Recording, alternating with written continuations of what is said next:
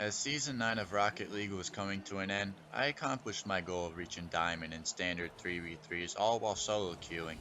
With 1 week to spare, I decided to give myself a little challenge. Well, actually, a huge challenge.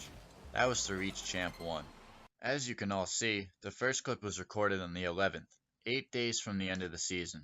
On the 12th, my 11-year-old black lab passed away unfortunately, so I took a 4-day break. After my break, I continued my win streak and ended up reaching champ. Now, I'll be going through some of these clips to try and pinpoint what was done correctly or incorrectly in certain situations, trying to help you guys out. As last man back, I usually go for boost right away. I believe I do in this clip, yep. Go right for boost. Okay, we win this kickoff, and I decided to take the wall. Knew my opponent wasn't going to get there in time, and I whiffed, and my teammate comes and cleans it up for us. Rocket League is a huge momentum game, and to get that first goal in the first 8 seconds is absolutely huge for you and your squad. Builds a lot of confidence, especially when you're solo queuing. Okay, so we're gonna look at this from a different view to see what the defense was doing on this play, because it looked like there was nobody rotating back because we had a wide open net for 2 of our players. So let's rewind this and see.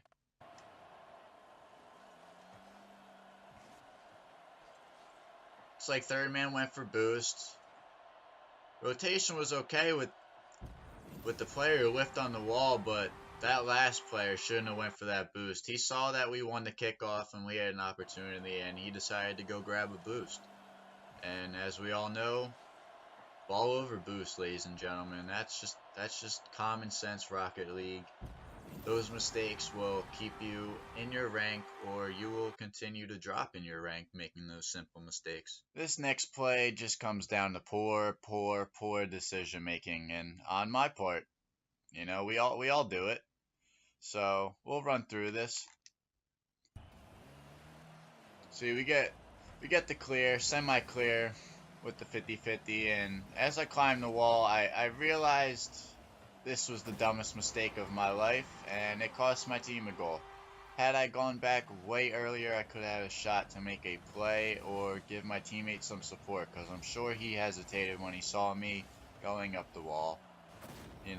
It happens, we conceded, and we need to move forward and adjust. And in my opinion, that's a key factor in succeeding in Rocket League, because you need to learn how to adjust and have that mentality that you're still in the fight. You still have a chance. No matter what the score is, if you keep your head up and you play the best you can play and adjust, you'll have success. You will. Now, this next situation, it's rare, but not rare enough where I'm not going to talk about it. So let's run through this next clip. As you guys can see, it looks like we're on a fast break and it'll be a tie ball game, but Panda Sage comes in, whiffs, but wow, we have another whiff. A perfectly safe clear turns into a whiff, turns into a goal. When all these YouTubers and professional players tell you free play is the best sort of practice, this is why. You get every angle, you get every situation, and you can just work on hitting the ball consistently. That is why we do it, folks. Situations like this happen even at the Diamond level. I believe this game was Diamond 2, Division 3, Division 4, and it's still happening.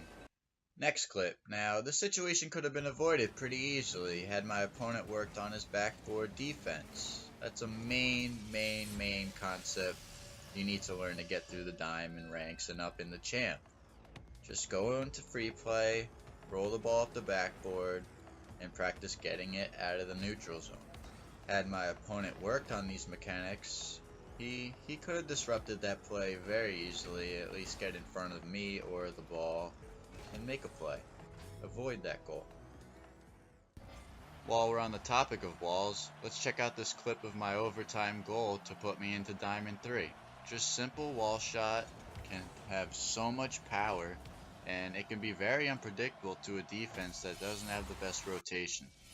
There's a training pack called wall shots? Yeah, just wall shots. I'll put the code in the description, but That training pack is fantastic, and it's the only one that I found that truly got my wall game to champ level, I suppose.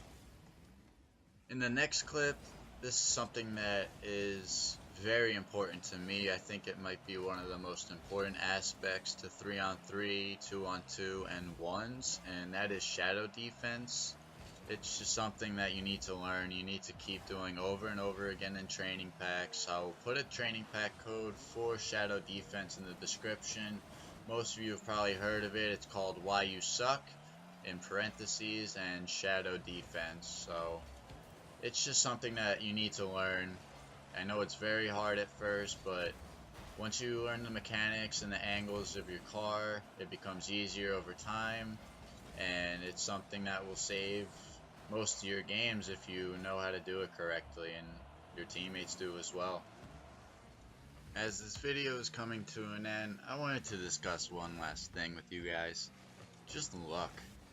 Sometimes you're gonna have lucky games, sometimes you'll have unlucky games, but that's Rocket League. This clip shows one of my goals in my game that put me into Champ 1 for the first time in my Rocket League career.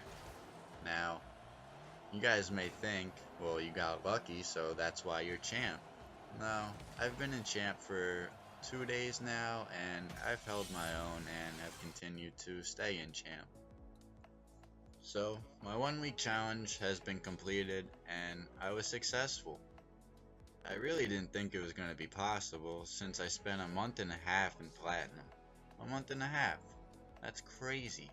I could only imagine how long I would have been stuck in Diamond. I was expecting months and months and months. But, with hard work, and a lot of concentration and grinding, I did it in a week. I'll be streaming daily for you guys once my capture card comes in, but for now, I'll stick to my YouTube videos. Later, guys.